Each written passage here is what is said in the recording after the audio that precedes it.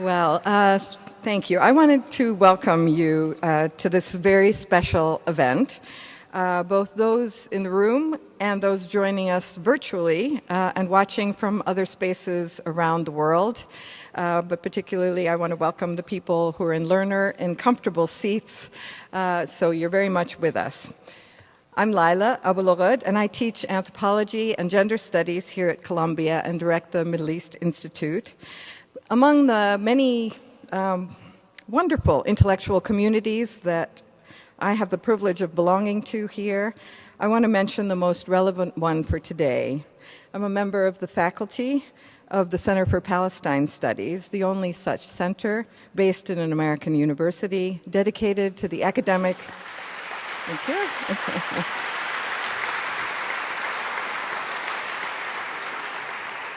It's dedicated to the academic study of Palestine. And the center's mission is to foster sustained interchanges among scholars and students and to advance the production and circulation of knowledge about Palestinian history, culture, society, and politics. Now, I don't want to take too much time away from our remarkable speakers today, but I do want to first thank those who've helped make this event possible. And I want to single out Mariam Zuhni and Dalia El-Zain. Thank you.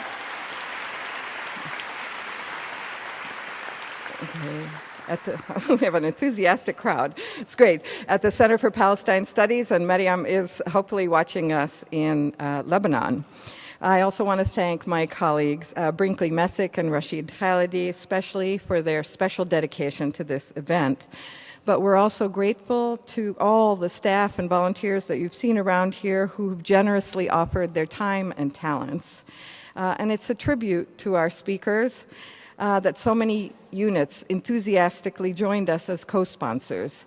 The Institute for Research in African American Studies, the Institute for Research on Women and Gender, the Middle East Institute, the Center for the Study of Ethnicity and Race, the Hyman Center for the Humanities, the Anthropology Department, the Center for International History, and the Institute for Comparative Literature and Society. Thank you all.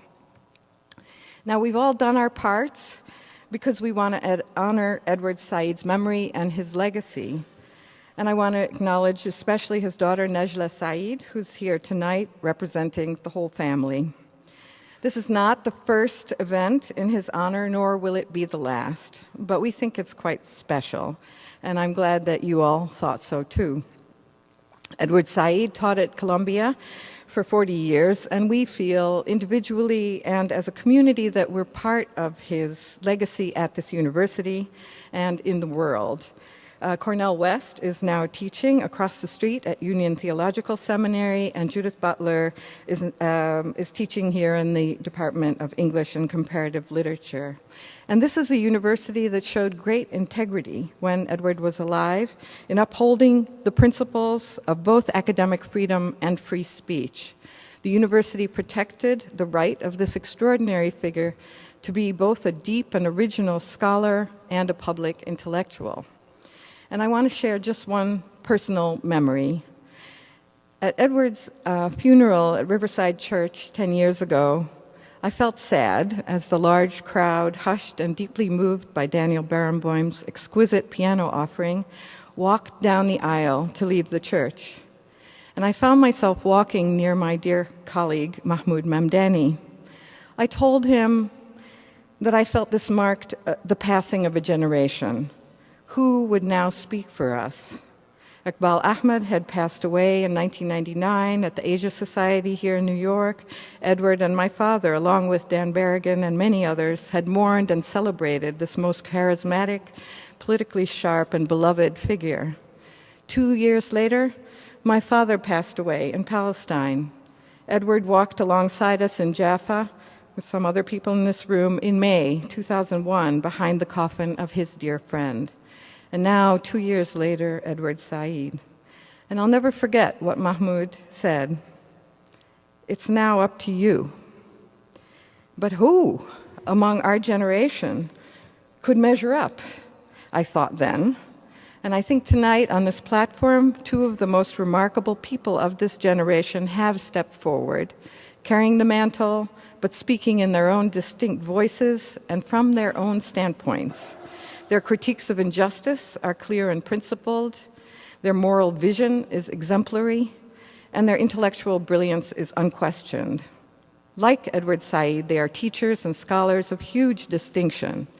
And like him, they're at the same time public figures who speak out courageously about the major political and social issues of our time. Now, in talking about his work on the question of Palestine, Edward explained, as a quote, "I've been unable to live an uncommitted or suspended life.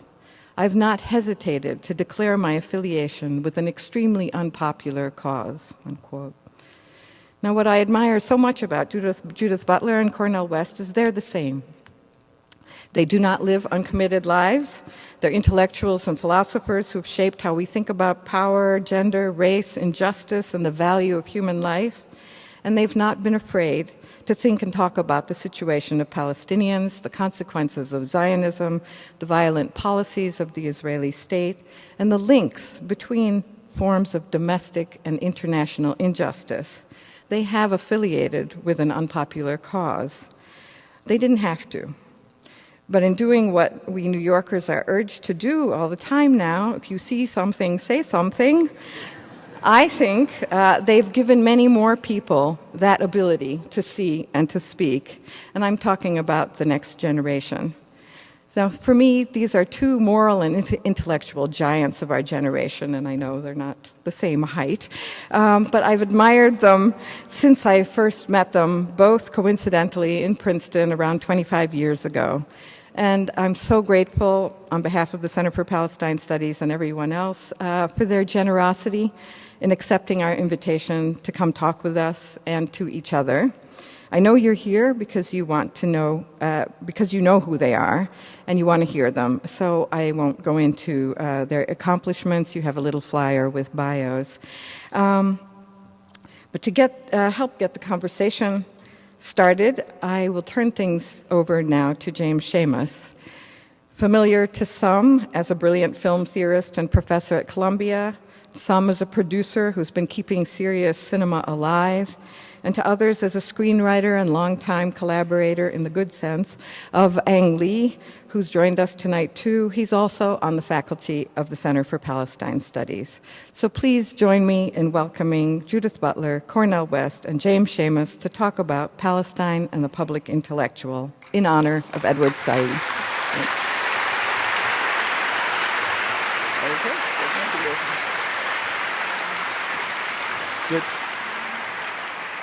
Good evening, and thanks, Lila.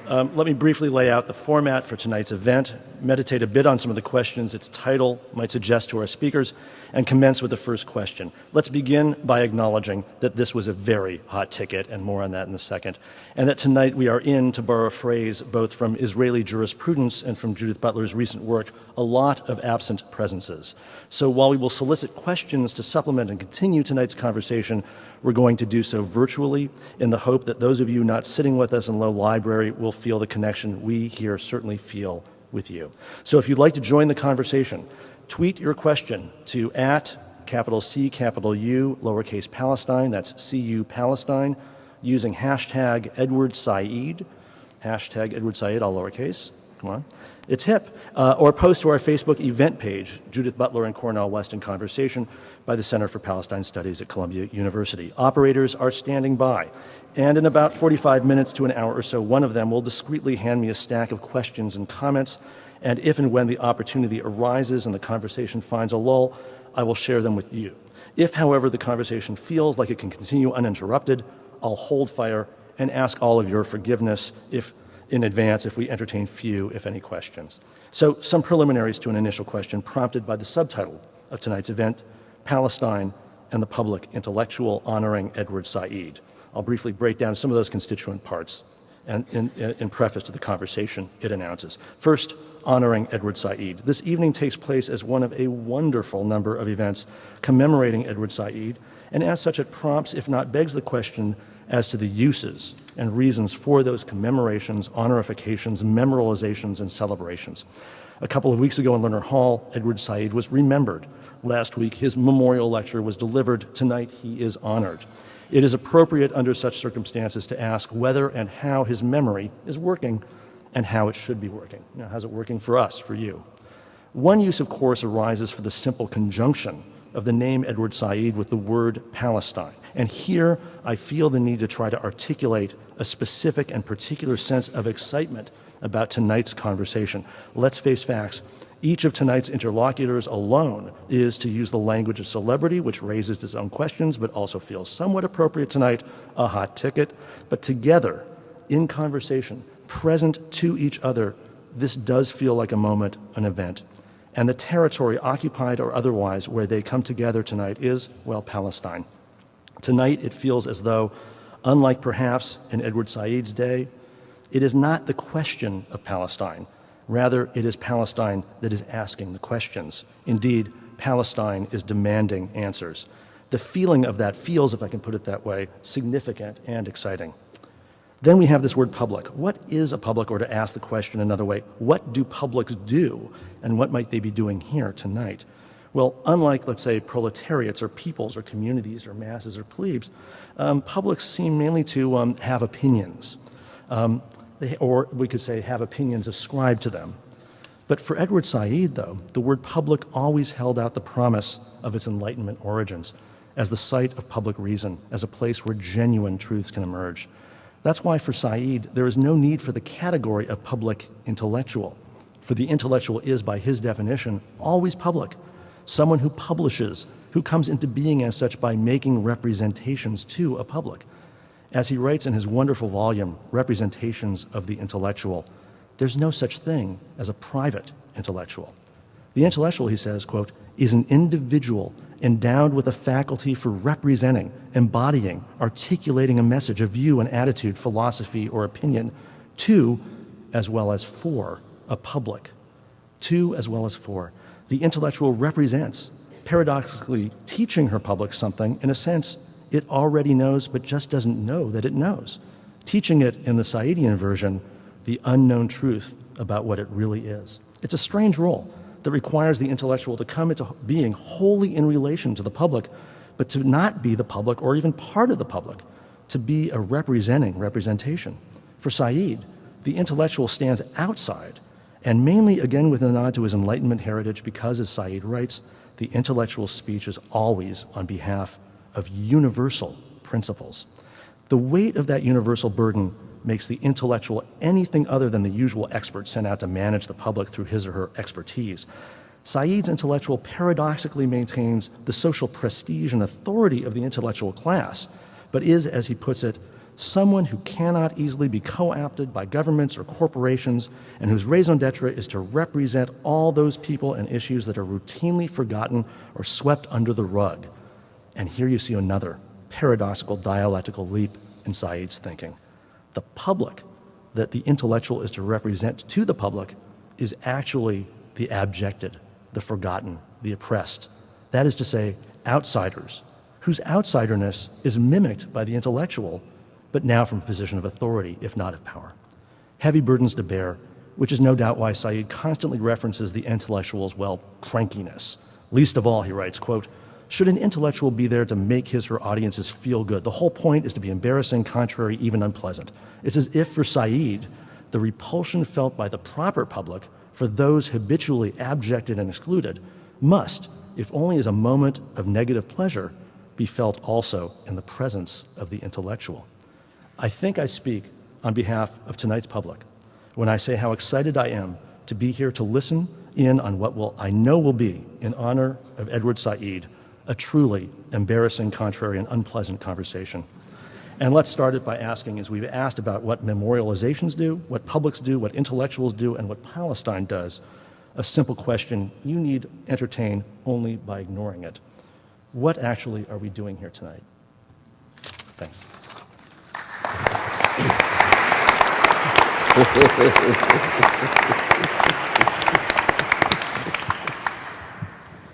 How are we doing? I'm just blessed to be here with you, my Yeah, dear that's what I sister, feel. and to keep the focus on the rich legacy and Yeah. the witness that Edward Said was able to bear, trying to tell the truth in the best of his fallible yet creative ability, and yet at the same time to inspires so many of us. It's true. Inspires so many of us, though. No, what do you think we're doing here? Hard to hear? Oh, is that right? Oh, you missed all of that? No, I said we're here to bear witness and to tell the truth, the memory of my dear brother Edward Said. Yeah. It's interesting. I was thinking about the fact that we are memorializing and we're honoring. And yet, it seems to me that for the most part, when we talk about Edward Said's work, we speak in the present tense. And we have to, because it's a work that was written more than a decade ago, ceased to be written a decade ago. At the same time, it acts on us, and we read it, and it has informed. It's not only in our present time, but it's given us, I think, a new sense of what present time might be, how we tell the story of this time, how we understand ourselves in time.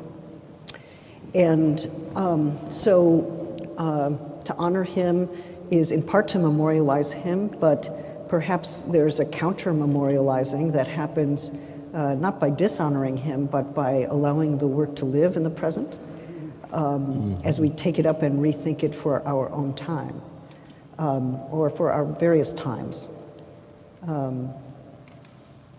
One thought I have is that there was a point in his work where he insisted that when we look at literature, and especially when we look at representations of Palestine or representations of dispossession or exile, forcible exile, that we have to pay attention to the form. And he said it must be fragmentary, it must be partial. There's no single narrative we can tell, there's no single motif we can tell, and that it must interrupt certain dominant narratives.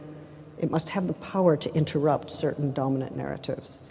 And that's interesting because it opens up the question of, if we think about the founding of Israel in 1948, or the incremental forms of settler colonialism that were already in place prior to 1948, that were in some sense the precondition of that founding. How do we tell that story? And how can that story be taught? How is it taught? And of course, one crucial point he made is that the story of that founding rests upon the forcible dispossession and exile of nearly 900,000 people. The number of Palestinian exiles in his time was, he gathered about 4 million, and now it's estimated to be 5. And that includes, of course, subsequent expulsions and dispossessions. But how is it that we tell the story of that founding and also tell the story of the Nakba? Can they be told at the same time? Can they be told together? Are we yet ready to think about the link between that founding and not only the radical dispossession of that time, but a continuing dispossession and a continuing injustice that has not been acknowledged internationally, that has not been addressed adequately, that continues as a traumatic feature of our present? Two questions of time. How do we tell the one story with the other? How do we link them? How do we grasp that link? How do we understand that that's not just something that happened in history, but that it pervades the historical time in which we live? See, I think that if we begin with the notion of the catastrophic, remember when Edward, at the very end of his life, he said, "I'm the last Jewish intellect." And what he meant by that was that for him, because he's part of a highbrow secular humanist tradition, and which means the legacies of Athens and Jerusalem, for him, one must begin with the catastrophic. It could be the Nakba of Palestinians. It could be slavery in the New World with people of color. It could be homophobic forms. It could be the Holocaust and Shoah. And it's very rare in the academy that the catastrophic is really dealt with in any rigorous way. So Edward comes along and says, well, I am a secular humanist. Like Hayden White, like Eric Albach, I am a student of Vico. And Vico was about what? Robust voluntarism, militant will in the face of what? Chaos, which is very interesting. You know, in Edward's dissertation, he wrote at Harvard under Harry Levin, he actually, the major influence is Schopenhauer. People forget about that in Edward's early work. He and I used to talk about that all the time. I was blessed in 1977 when I first arrived here. I went straight to Edward's lectures, and he was lecturing on Lukács, Goleman, Raymond Williams, Mere Old Marxism, literature, and so forth. And we would steal away and have drinks and things, and talk about Schopenhauer, because I'm very much Schopenhauer. And you know, Arthur Danto taught a course on Schopenhauer. We just lost Brother Arthur Danto. Yes, we did. Never forget his name in so many ways. But it was very important because Schopenhauer was dealing with human existence as catastrophic. You see? Now, what happens when you historicize and contextualize the catastrophic? Structures of domination, forms of oppression, and, following Vico, agency, will. Not just what you're going to do about it, how do you understand about it? How do you understand it? So Edward was a rational humanist. He'd always talk about the 1936 essay by Butler, which was about sur-rationalism. He said, I'm a sur-rationalist. What is a sur-rationalist? It's a rationalist who grounds it in passion, and your quest for rationality takes the form of turbulence, of transgression, of subversion. So he's a rational humanist in that sense, and therefore when it came to Palestine, this is another beginning of catastrophe with dispossession, with dislocation, with expatriation, and then occupation, then colonialization, and then resistance, even as all of those are rendered invisible in mainstream academic discourse. Not all the mainstream. We got Brother Rashid right here in his wonderful work. And that recent text, Brokers of Deceit, everybody got to read that now, because that's telling the same kind of truth Edwards was talking about.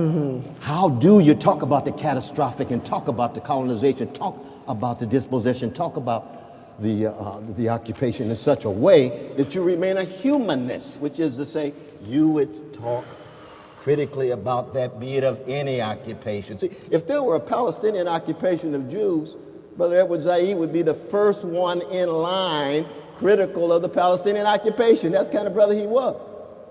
My kind of brother. He has a moral consistency about it. He has a concern or refuses the two distinctive features of this declining American empire, which is callousness to catastrophe, especially when it comes to poor and working people, and indifference to criminality. Indifference to crimes against humanity. He understood the Palestinian predicament starting in 1948 as a crime against humanity. He's absolutely right about that. And we don't want to come to terms with it, and to the degree to which we don't come to terms with it, it will haunt us in a serious way. But of course, he would never focus solely on that catastrophe, because he talked about different crimes against humanity. A variety of different crimes. It could be the new Jim Crow right now in the American empire. That's a crime against humanity. We've lost 2 generations of young black and brown youth almost across the board. That's a crime against humanity. It will come back and haunt America in a variety of different ways. But Edward said, no, I'm in the academy, Princeton undergrad, Harvard grad, R.P. Blackmore, Arthur Zasmary at Princeton. Students go read his senior thesis on Joseph Conrad and Graham Greene. Then read the dissertation on Joseph Conrad in the fiction of autobiography, his first book that he wrote under Harry Levine, one of the founders of Complit, a Jewish brother from Nebraska. Then he comes to Columbia, and here's Lionel Trilling and the others waiting to greet him and treating him very nicely, embracing, empowering in that way. And then he turns this intellectual powerhouse that he was and his skills to the catastrophe beginning in 48, and we begin to tell that story. So the question of who is Edward Said? America's leading public intellectual in the latter part of the 20th century. Who is Edward Said? highbrow secular humanist. Who is Edward Said? Courageous visionary. What were the limitations of Edward Said? Oh, we got a lot to talk about there too. American popular culture, not too sympathetic. He's wrong. Religion, not as religiously musical as he could have been. He's wrong. So, I mean, and that would be the first one, because we talked about this all the time. He loves that kind of critical engagement. But he had his own blind spots, and he understood, following Paul DeMond, that you can't have broad scope of insight without having blindness inscribed within the framework that allows you to see that there's an interplay between blindness and insight. That's true for all of us. You can imagine what they'll say about the most philosophically sophisticated social theorists of our day, Judith Butler, what they'll talk about, the insights and whatever blindnesses Sister Judith had too. Yeah. I mean, we're not here to talk about that, but No. I'm just saying, No, I'm sure I'm about to enact them, so that'll be okay. But so let's talk for a moment about secular humanist. You know, I didn't know Edward, and I thought back on why it is I did not know him. You'd had a wonderful conversation. Maybe so, maybe not. What's interesting to me, we did email briefly when we were both angry at Lawrence Summers for his ridiculous claim that to criticize Israel is effectively to be anti-Semitic. And so we had a little virtual solidarity at that moment, but it was not very far before he died. But I was thinking that at the time, say in the 90s especially, you know, there were people who were humanists, and then there were post-structuralists, or there were people who were secularists, and then there are the rest of us who didn't really know, or maybe had some questions about that term. And so we didn't come into conversation for kind of petty literary critical reasons, right? Which now seem rather petty to me because I just am not having those conversations in that way. So I went back and I thought to myself, what work does secular do for Said, and what work does humanist do? Why those terms? Why did he feel he needed them? What work did they do that no other term could do? Or and I found the following, which was very interesting to me. First of all, when he talks about the secular, he tends to oppose it to what he calls fundamentalisms, or to religion understood as the demand for theocratic rule. Theocratic rule. Okay. Well, okay. I understand that. He opposed secular nationalists, interestingly. So secular must have a critical relationship to nationalism, right? I'm starting to understand a little bit about what it does. But what it seems to do more often than not is to name possibilities of connection or translation among exiled peoples, right? He wanted to hold out for that. And he made the claim, I think it was indirectly a claim about Jews in relation to Israel, but it has a more general applicability, that when we, any of us, represent our oppression, our dispossession, our forcible exile, the slaughters committed against us, that we have to not only make that representation clear, but also turn it around and ask for whom else is that happening? Has that happened? And also, have I or have we, this people who have suffered, also caused a suffering for others? And what responsibility do we take for it? And you have to ask those two questions. Who am I linked with in my oppression? And have I myself become an oppressor inadvertently or deliberately, thinking that my historical victim status makes it definitionally impossible for me to oppress others? Okay, so those were kind of two obligations that he understood as obligations of the secular, interestingly enough, which suggested that there was a certain dislocation of the first-person perspective that has to happen within what he calls the secular. Now, I think there are all kinds of ways to bring religion into that picture. We could all agree on that. We could all agree that those are values. the translation among exiled peoples, the self-reflective moment. What have I myself done? Not only what have I suffered, what have we suffered, but what have we done? How do I put those together? How do I keep those two histories from being delinked systematically, right? Which is part of the history of pre and post-Zionism. And you know, there's a moment, I believe it's in Representations of the Intellectual, where he refers to Hanan Ashrawi's dissertation, which I didn't know about.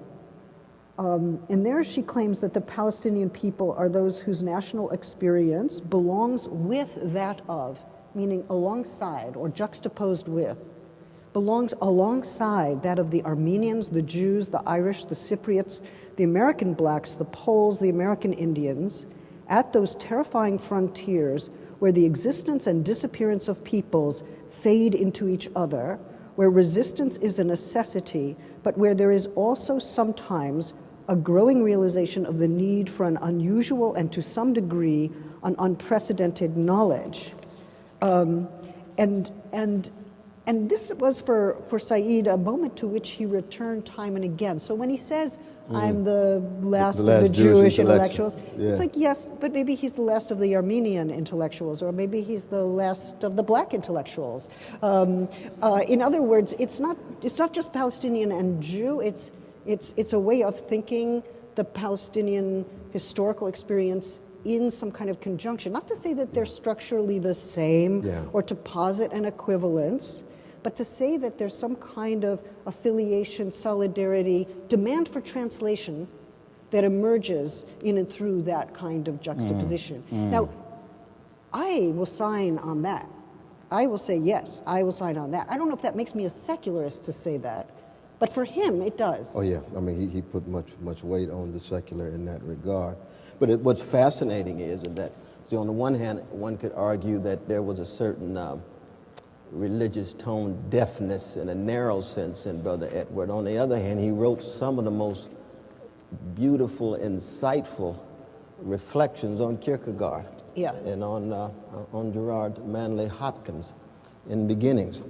And those are Christian thinkers. Those are Christian thinkers. At the same time, you think, for example, who some of his heroes were when it comes to intellectual models.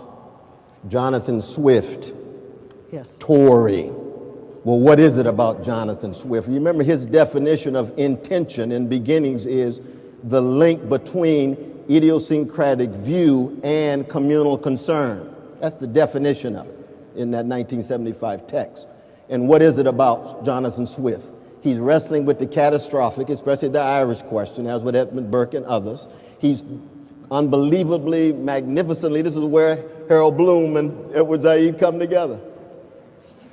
Because for Jonathan Swift, both of them are the towering satirical writers in the English language, Tell of Two Tubs and so forth. Who's the other hero of Edward Said? Glenn Gould. That's in the late style essay, right? With the introduction by Sister Miriam herself, which is wonderful, and Michael Wood. Now, what does it mean for a secular humanist intellectual to view a classical pianist as the model of what it is to be an intellectual? Well, what does he say in that essay? He says Glenn Gould was able to bring together a idiosyncratic and profound subjectivity. Same theme. And this book was written published after he died. This was a text he was writing on when he died. And of course, the text on, humanism and secular humanism. And, you know the text, what's the name of that? I'm not quite sure. Secular criticism as democratic, something. Humanism and democratic criticism. Humanism and democratic criticism. That's the last book he finished. But he was working on late style. And when you get to Glenn Gould, he says, well, Glenn Gould is able to bring together a form of rational pleasure, or bringing together the rational and the pleasurable in a radically transgressive way that links idiosyncratic view with communal concern. So he has a consistency in his corpus now. So now what would be exilic about Glenn Gould? Everything. But he's not Palestinian, he's not black, and so forth and so on. What is exilic about Jonathan Swift? Nearly everything. But he's a right-wing Tory too. And Edward was very critical of that.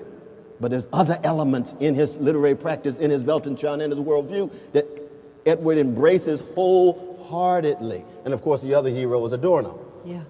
And Adorno was half Jewish in terms of, lineage, but in terms of his practice, if Jew or Armenian or black or gay or lesbian or working class or whatever is a metaphor for those who have critical distance from a mainstream and a streamlined, deodorized set of discourses that don't want to come to terms with the catastrophic, the underside of that mainstream, then you are Jewish intellectual, Armenian intellectual, whatever you want to call it. For Edward, it was Jewish intellectual because he's looking at the history of Western civilization. I mean, look at the history of Western civilization, the persistence of that catastrophe hunting Jews down. And then the irony of those Jewish brothers and sisters of conservative bent and centrist bent. We're not talking about Jewish radicals. We're not talking about Jewish communists. We're not talking about Jewish left-wingers. Jewish conservatives and centrists in 1948 who engage in a discourse that hides and conceals the suffering of precious Palestinians as they undergo dispossession, as they undergo expatiation, as they undergo occupation after 67, to this very day, at this very moment, a level of very, very vicious form of colonization. And for Edward, for him, it's a kind of seamless web with all of the dissonance and all of the contradictions shot through in terms of his own self-understanding in this regard. He talks about C.L.R. James, he talks about James Baldwin, he talks about Malcolm X in this text. And he puts C.L.R. James and Adorno together. Absolutely, yes he does. Yes he does. But I guess I would just add that it's also the liberal Zionist Jewish community which keeps that that's true. that keeps that narrative in place. So it's not just conservative and right. Well, for me, liberals are centrists these days. Okay, Yeah. liberals are centrist. But also, interestingly enough, some of the writings that supported the kibbutz movement also were solidly within settler colonialism. No, that's true. Gabriel Peterberg, I think, lays that out in a pretty convincing way. So we have to wonder about what it is to think about Zionism, perhaps even in some of its left-wing modes, as being complicit with settler colonialism, even on the left, even what is called the left. And one of the discursive problems we've got, right, is what do we call the left? Who's left? That's right. Who's left of the left? What's left of the left? That's right. But also what gets to be called the left, which is still maybe part of a colonial project. And that's where I think he thought intellectuals should come to the fore. He called it marshaling a certain kind of realism, alertness. He was especially enraged by inconsistency and uncareful thinking, so that we don't simply take some of these political designations as givens. We have to ask what work they do, what effacements they perform. Absolutely. But I think part of it, though, at least from my dialogues with Brother Edward, is that in the 1980s, I mean, we witnessed, of course, the increasing bureaucratization and corporatization of the university. Because Edward was in love with the university. He lectured right here. I'll never forget, I was sitting right on the front row. He lectured with the title, Home. That was the name of the lecture, Home. And he talked about Columbia University as home. And I told Edward, said, you got to be kidding, brother.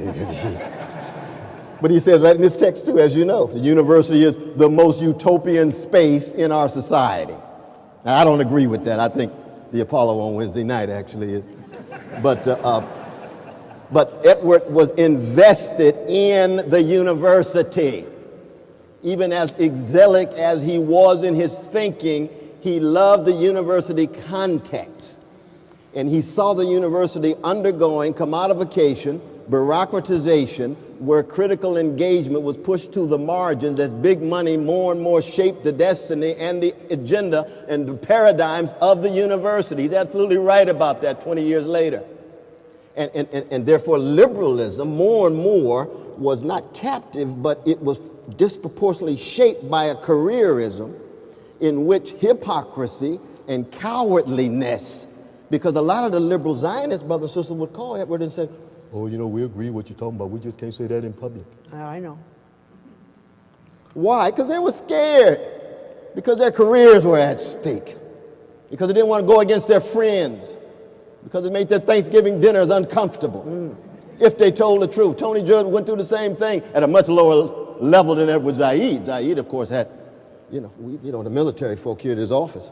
The security at his office. We remember that, Sister Naja, right? Anytime you go see the brother, you got to go through security check. Death threats and so forth.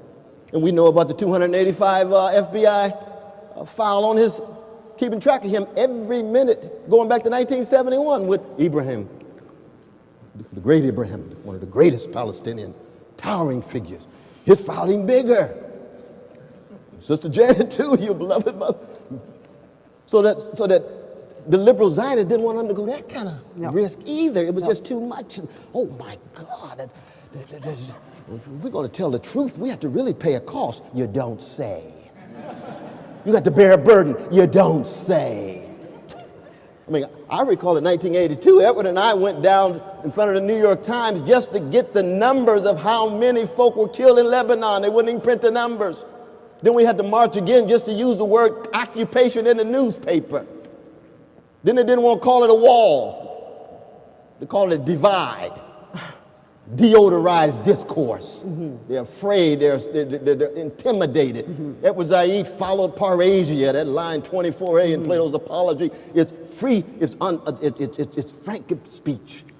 It's that, what is Foucault's definition? Fearless speech. Fearless speech. Yeah. Unintimidated speech. That's the cause of my unpopularity. That's what Socrates said. Edward said, yes, that's part of my tradition too. I got some plain speech about this catastrophe of Palestinians linked to not just the U.S. empire, but linked to the cowardliness of autocratic Arab countries who were tied to big oil interests. It's not just the pro-Israeli lobby in the conservative sense. It's the big oil dictation that allows for the Arab complacency and subservience, even as they talk about their concern with the Palestinians. Brother Rashid lays this out, and he just lays it out clearly. It's the truth. I tried to lay it out in Democracy Matters in 2004. They call me an anti-Semite all the time. I said, you know what? Doesn't bother me. I'll tell the truth. You get marginalized? Tell the truth. Said, professor of terror, that's what Commentary Magazine said, right? He's a professor of terror for throwing one rock. But Israeli Defense Forces never called terroristic, ever, by the mainstream newspapers, right? You can kill 434 Palestinian children within weeks, what happened in January 2009. Kill 1,400, right, when Obama was coming into office. What do you have to say, Mr. Obama? No comment. Nothing. What do you mean, no comment? Those children are just as precious as those precious Jewish children in Tel Aviv who are being killed. What are you talking about, no comment? Said's legacy makes all of us uncomfortable, deeply so, even as we come back exercising our agency. Because, again, as I said, we have our criticisms of Brother Edward. We wouldn't ever want to highlight him in such a way that he becomes somehow some grand deity at the head of a pantheon. That's not the Brother Edward I knew. No, not at all. He was wrong on jazz and a lot of other things.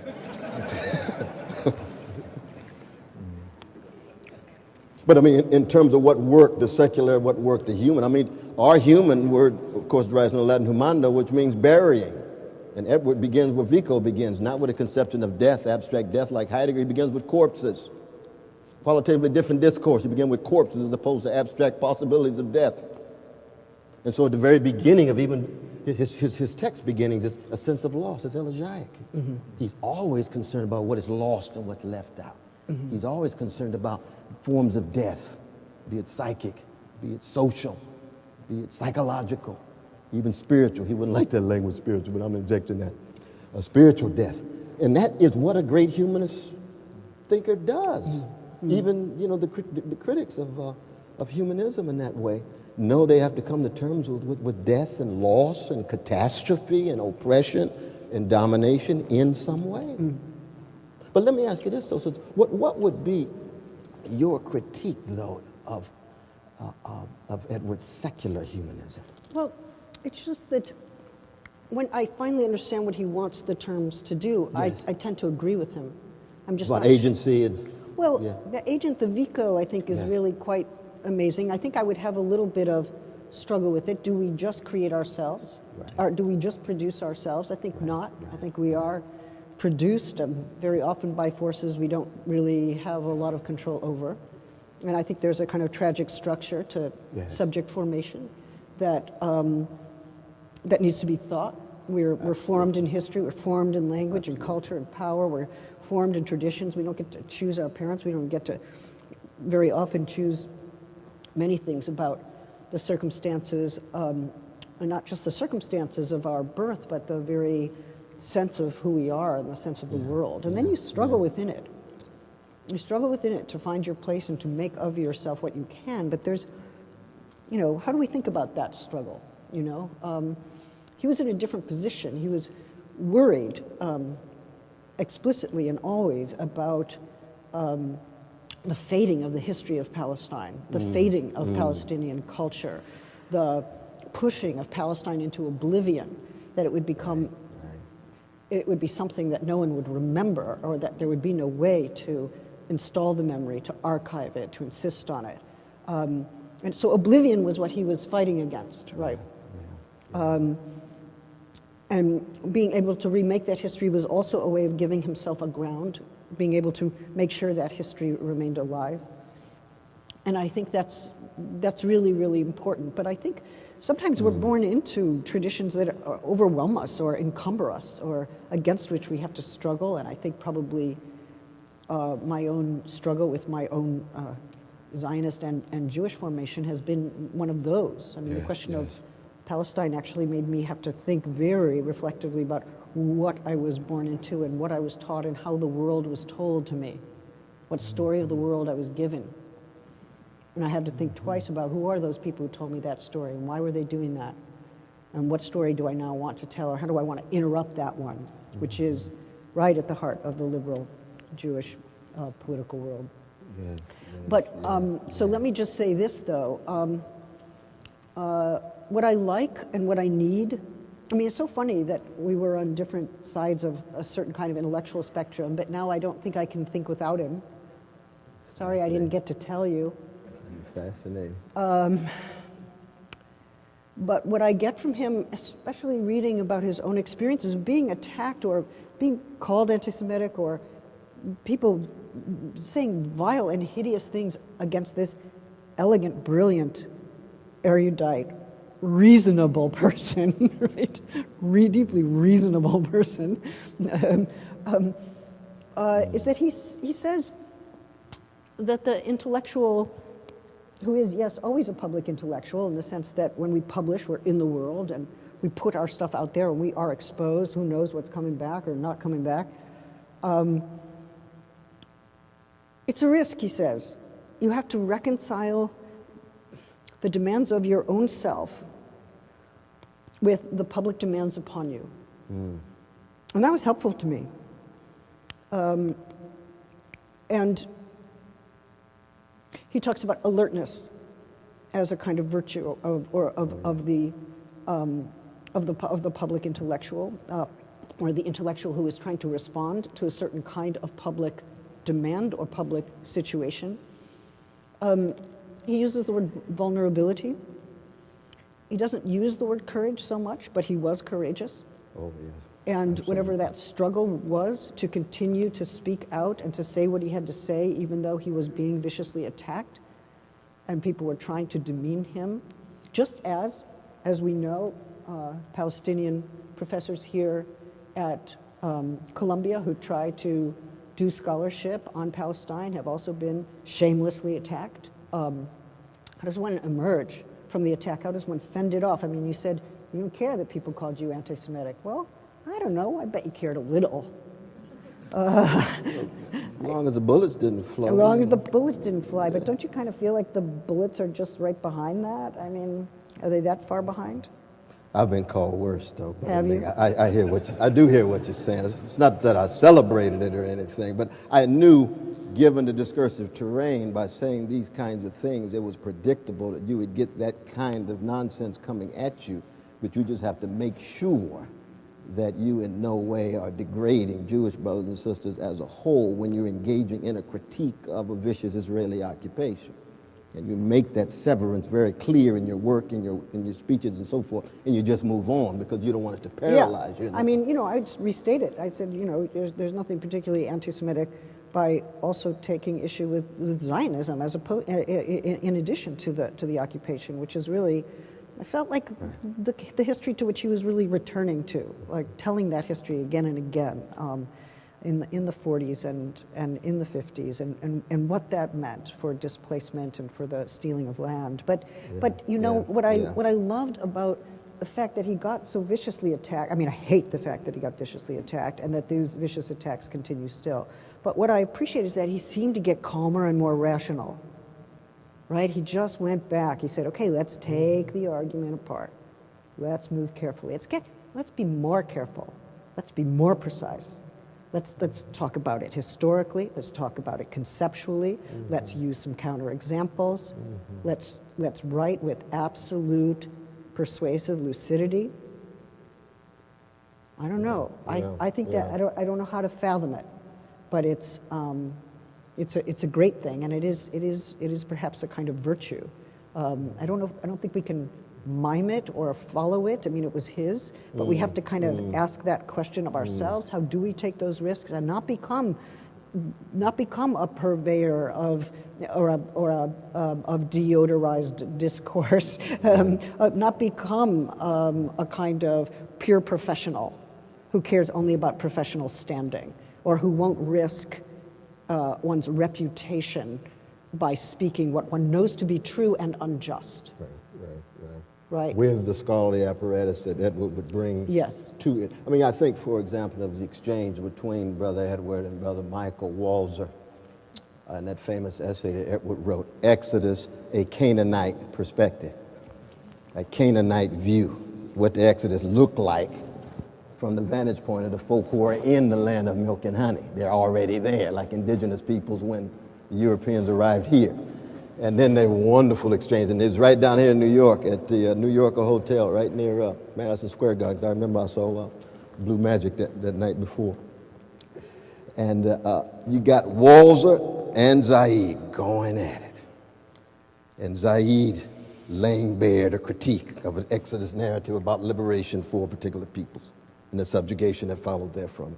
And then Walzer saying, well, no, Edward, you are enchanted by a romance with the isolated intellectual who valorizes transgression that ends up with the attention more on the isolated intellectual than on the collective insurgency of the people you're speaking on behalf of. Now, that was fascinating because in one sense it's about what is the role of tradition. See, Edward had a modernist sensibility, so he was very suspicious of tradition in a certain sense. But then when you turn to After the Last Sky, which is one of the great texts on Palestinian traditions of resistance, traditions of poetic expression, traditions of collective insurgency, you say, lo and behold, you're actually a little closer to Edmund Burke than you think.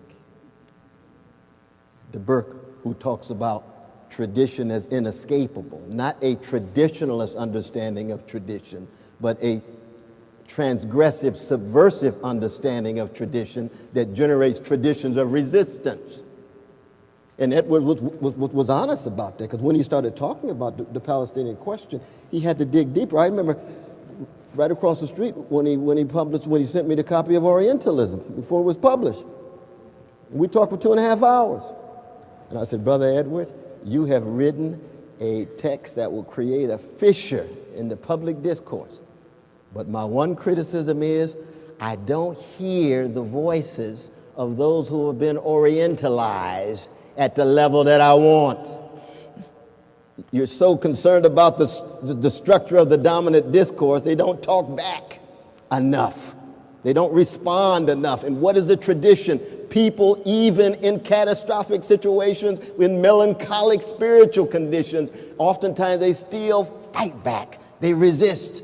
politically, spiritually, collectively, and so forth. They sing spiritual. They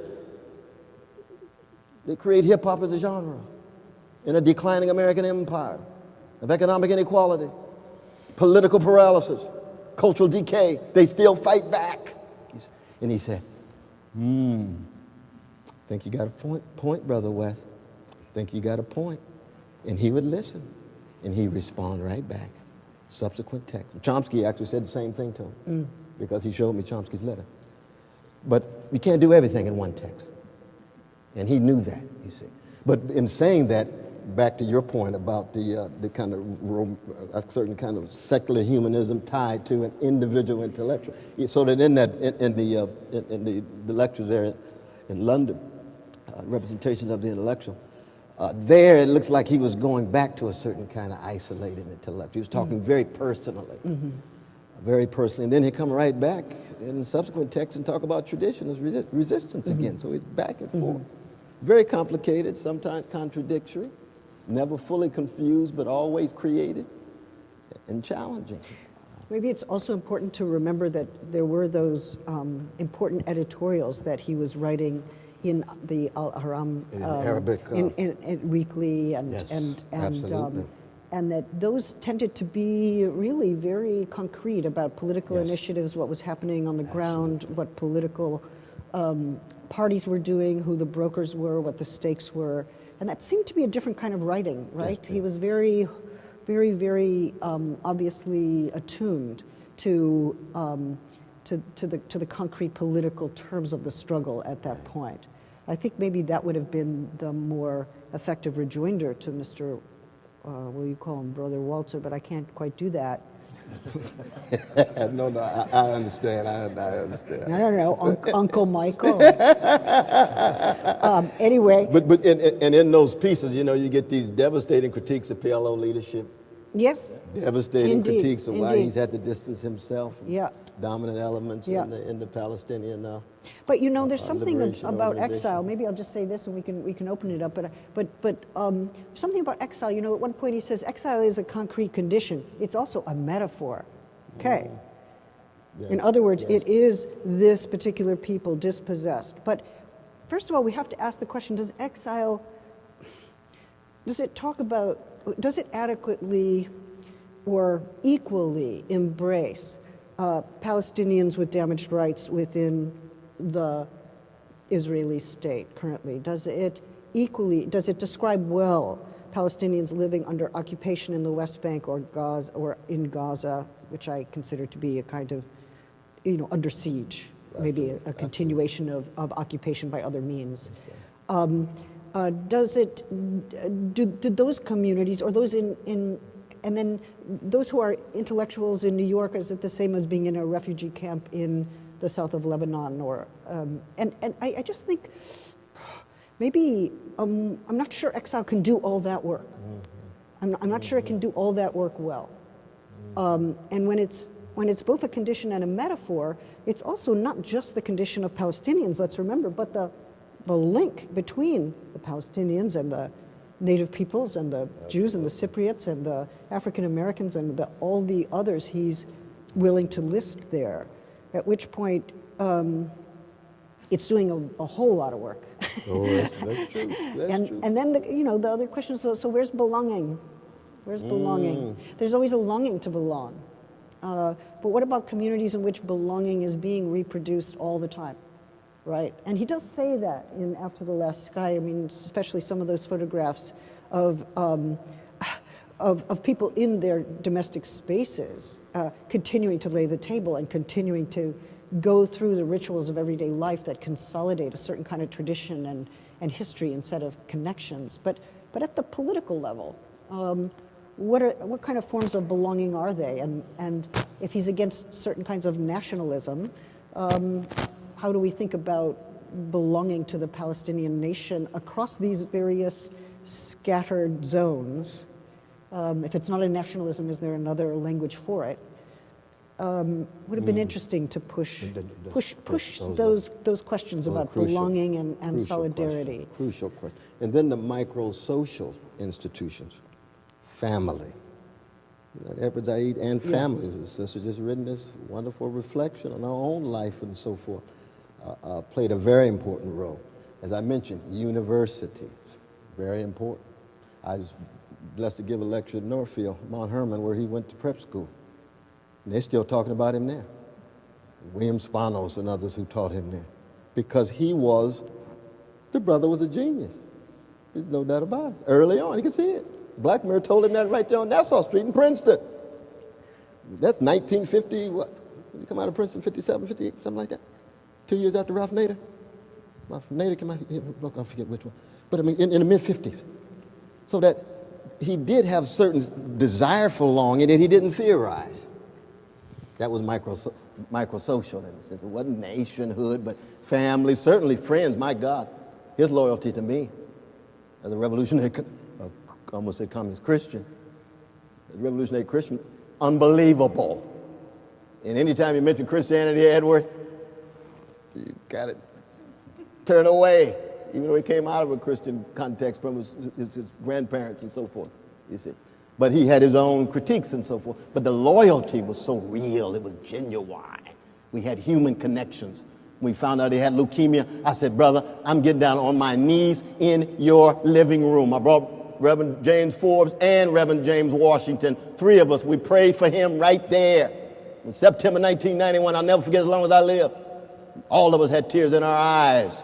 He let you pray for him? But he was secular. You got to hedge your bets. He was secular. You can say, you can fight this one on your knees, but I'm glad you're down there. But I'm secular now, y'all. But he knew the love was being expressed. That's the important thing. And that's microsocial, too, as opposed to a nation state or a political party. And so, yeah. So we got about 15 minutes, and I hold in my hand some questions. And just a reminder to those of you out there who might want to drop one in the next couple minutes, at CU Palestine, hashtag Edward Said. A question maybe to shift into the present, because it's been a remarkable journey and time spent. As you said, we speak of him in the present tense, but it's inevitable that we've been looking backwards too. There's a question that says, can you address how to translate this debate into action? Should we be concerned, or how should we be concerned with activism? Mm-hmm. Well, there's one point in Edward's writings when he says that he gives lectures sometimes, and then people stand up at the end and they say, what should we do? And he writes, I refuse to answer that question, because he didn't think it was the proper purview of the intellectual. He understood the intellectual to be causing discomfort, trying to point out inconsistencies, trying to produce different frameworks, checking the facts, making the arguments, elucidating it. So I think that what he didn't like was the idea that an intellectual should be in the place of the ruler. And he says this, and he worries about how the discourse of rule has saturated the intellectual, right? So if we sit up here and go, okay, everybody, here are the 5 things we need you to do, right? And then send you on your way. What kind of position are we in at that moment? I mean, I have obviously several, we both have clear political commitments that one could track. But I think one has to sort of, respectfully resist the question. I'm going to get in trouble for that, aren't I? No, I can see it now. Yes, even I'm feeling impatient at that, yeah. Let me just say this, because there's a very important footnote in Brother Rashid's text where he talks about on page 620 of the 2nd volume of Henry Kissinger's memoir. He says, America has functioned as Israel's lawyer. Israel's lawyer. That means that as American citizens, in our name, the American government has functioned in such a way that it has not just hidden and concealed the suffering, but helped reproduce it in more intense ways. And as American citizens who are concerned about truth, and Adorno used to say, the condition of truth is to allow suffering to speak. Everybody's suffering, anybody's suffering. We have a fundamental role to tell the truth about the role of America as the kind of broker of deceit that it has been. That's contrary to what happened in March 1945 when Franklin Delano Roosevelt told the head of Saudi Arabian Empire, we will not proceed unless we check with you, and we'll do nothing hostile to Arabs. That's March 1945 on the way from Yalta. And every president has violated that statement in a letter to the repressive, autocratic, regimenting Saudi Arabian regime. Every one. So it's a matter of trying to get that truth out, honestly, in organized ways, supporting the young people. And a lot of this will be, a crucial role will be played by the young Jewish brothers and sisters who are willing to tell the truth vis-a-vis your mamas and your daddies. That you refuse to live in an empire, in a democratic experiment that does not treat other human beings with dignity and decency in our name. That's true for the Philippines, it's true for Guatemala, it's true for the West Bank, it's true for Ethiopia too, it's also true for China. But we're talking about Palestine tonight. So in that sense, Edward was saying, I'm not going to tell you one thing to do, I agree. I'm not going to tell you two things to do, I agree. Understand what is happening and what is being done in your name. And your refusal to allow it to happen to the best of your ability, whatever form it takes. As a filmmaker, as a poet, as an artist, as a professor, as a chauffeur, as a sanitation worker, whatever it is, whatever form. I guess I would just add one thing here, which is that I mean it's interesting that we are two non-Palestinians up here who are addressing the issue of the public intellectual, but we have to make sure that the absence of the Palestinian is not a condition of legitimacy, right? So the real question for me is, what are we hearing from Palestine? What are people in Palestine asking us to do? Is there a call to us? Is there a request? Are there ways of making solidarity with, say, the prisoner solidarity movement? I mean, I noticed that there was a solidarity between prisoners in Palestine and Pelican Bay. Absolutely. That was a moving, interesting solidarity. It's actually one that was initiated by the Palestinian prisoner organizations. What's the boycott, divestment, and sanctions movement asking us to do? What are they telling us about how our institutions are complicit with the reproduction of the occupation or the sanitization of Zionism more generally? How do we respond to that call? Those are two huge, widespread civil movements in Palestine, and they do ask for certain kinds of solidarity, and they do help us orient ourselves, since we don't want to be over here deciding what's the best thing to do for Palestine, right? Then we're technocratic intellectuals who are divorced from a democratic struggle, from a struggle for self-determination, right? From the outside, if you're going to decide what Palestine should do, then you're undercutting self-determination, and Palestine hasn't yet had self-determination. You know, that's the least we can do is hear, read what it is that is being asked of us, and make judgments about it, surely. Absolutely. You know, we don't just like, oh, okay, anything. No. We make judgments about what we can do, how we can respond, what's the ethical and political call, and how does it resonate with me, and what can I do from within my position or from within my institution, within my religious institution, within my my family. And although I'm extremely pleased and honored to be with James, part of Jewish Voice for Peace, which I think has effectively made extraordinary solidaristic links with Palestinian grassroots organizations, especially the boycott, divestment, and sanctions movement. I think we have to make sure it doesn't just stay Jews and Palestinians.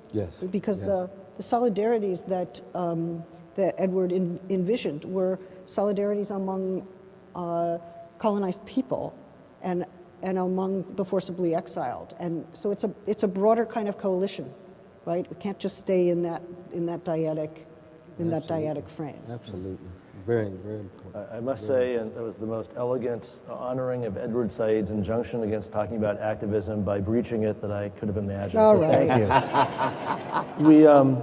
We have two other questions that are somewhat linked, and they refer, I think, at least for me, back to that astonishing quotation from Ashrawi's dissertation. the last word of which was very surprising to me, when she talks about this collective sociocide and both bio and cultural death of all of these various folks over history, and ends with that this leads her to an unprecedented, and the word she used was knowledge. Yeah. Because I was waiting for unprecedented something, and knowledge was a surprise, actually, and a great one. Two questions. One's pretty depressing. Hasn't Palestinian culture already gone into oblivion? The other, connected to it though, how should Palestinians connect their suffering to the suffering of others? What is the role of allies? I think we've already addressed some of that in Mr. most recent remarks. Of allies. It's funny, I have to overcome my temptation to be slightly rude in relation to the question, and I feel like maybe you could take it.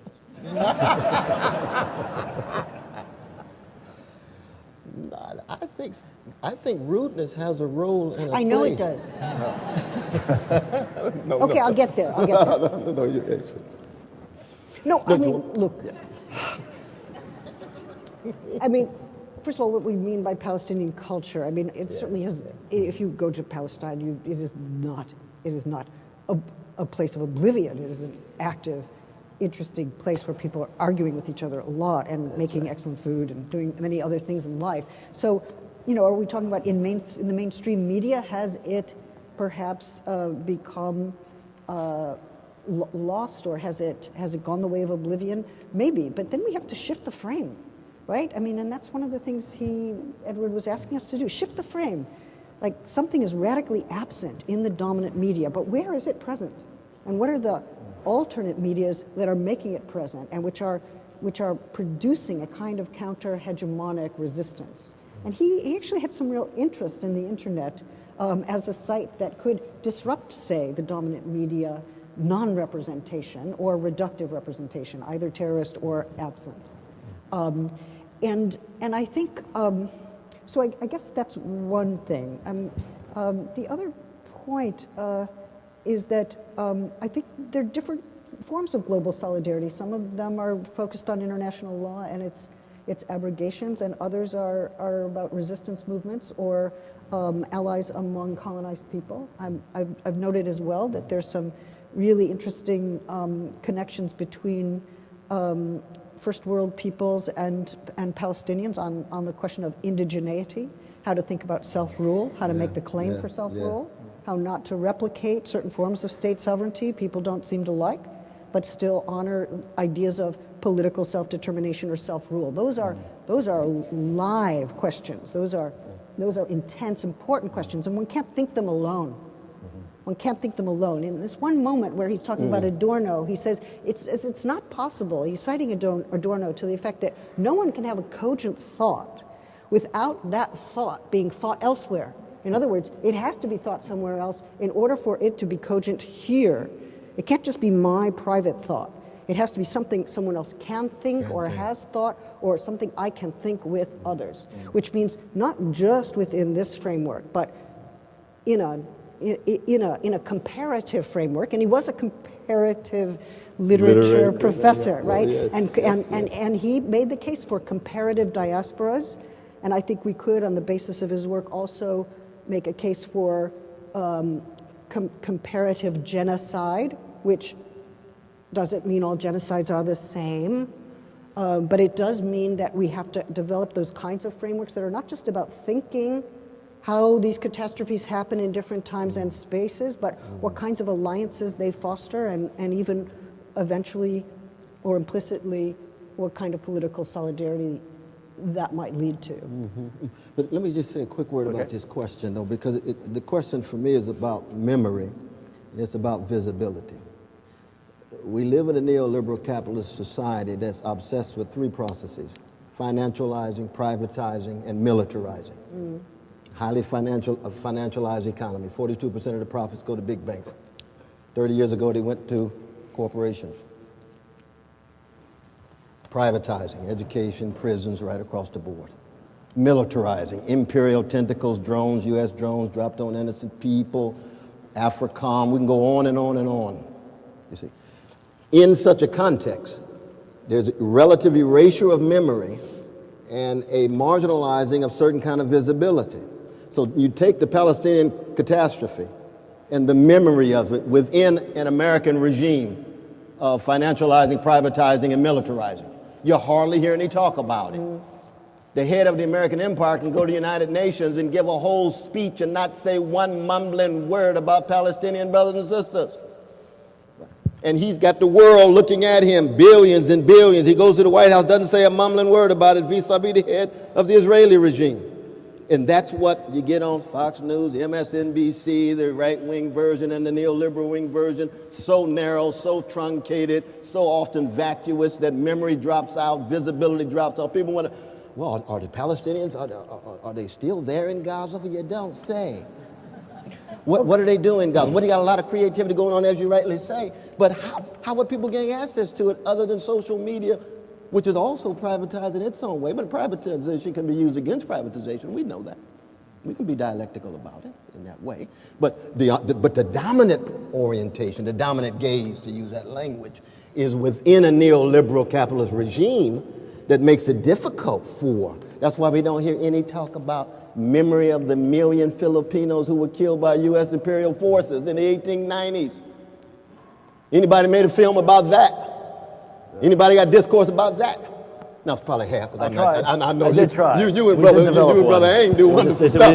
You and brother Ang do wonderful. But all I'm saying is that it's so selective, given the ideological criteria in light of the larger structure. Even though the choices that we make still make a difference. I mean, I'm with Edward on this. Agency still makes a difference. All right, so I'm just going to add to that one thing, which is that neoliberalism has certainly arrived in Palestine in the sense that all those neoliberal metrics have entered into the non-governmental organizations who are helping to keep universities alive, who are helping to establish irrigation, who are working throughout the infrastructure, right? So one of the things that happens is that the infrastructure, of course, gets bombed or destroyed, and then the NGOs come in with their neoliberal metrics and rebuild it, and it's a cycle, right?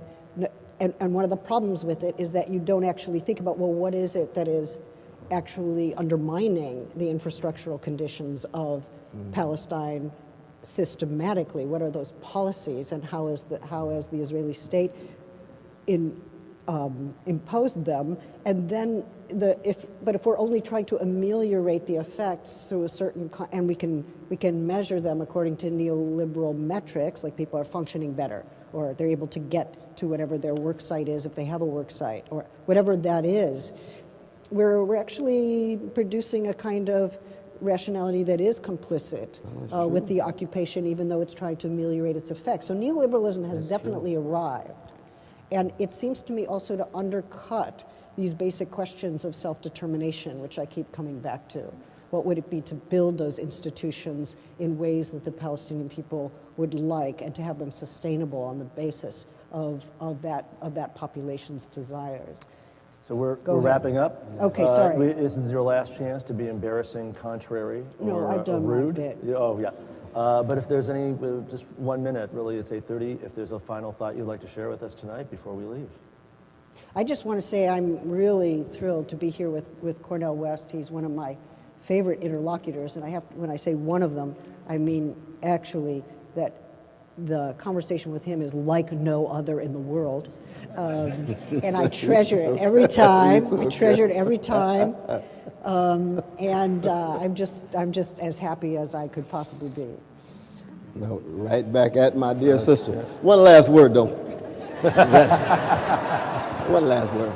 Okay. That when you think of the towering public intellectuals, the term I don't like, I like the term democratic intellectual, but the towering public intellectuals in the American empire, the 20th century, John Dewey, Columbia, W.B. Du Bois, first part of the 20th century, you see, Edward Wilson, and then we can add some others. Then here comes Edward. He is committed to a notion of the public. And there are some contenders, James Baldwin and Susan Sontag and some others.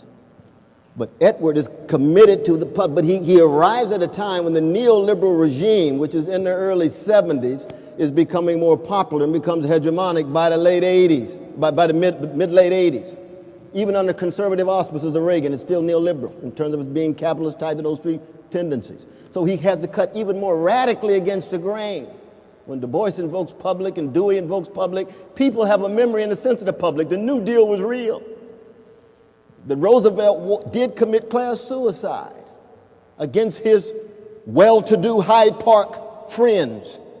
But by the time you get to the 80s, the notions of the public become more and more elusive, farther removed from memory. So he has to be even more heroic. And then he's Palestinian. Oh my God. I mean, the notion that the greatest public intellectual in the American empire, the latter part of the 20th century, would be a Palestinian? Just think about that. But it's true. It is true. But as a Palestinian, he's just not every Palestinian. He's somebody who is as highbrow, sophisticated, refined, creative, also has his limitations. But he's courageous, open-minded, self-critical, and willing to bear witness in such a way that 10 years later, we could come to the same spot that he lectured and wrestled with for 40 years and still be on fire like he was, because he was always on fire. I love that about Brother Edward. I love that about him. It brings tears to my eyes and just thinking about all this energy that he would dispense. How could he do so much in so little time? He didn't have computers in the same way. You know? And the flights took more hours. Think of the level of sacrifice that took. And when he found out he had leukemia in September 1991, he didn't stop. His brother Messick was telling me that he saw Edward give a lecture in the afternoon after having chemotherapy that morning, and he had more energy he'd ever seen of any intellectual behind the lectern. That's the kind of commitment that brother had, Edward Said. We love you, Brother Edward, and we'll never forget you. Okay. Well, I think Edward Said would say amen to that too. Thank you, guys.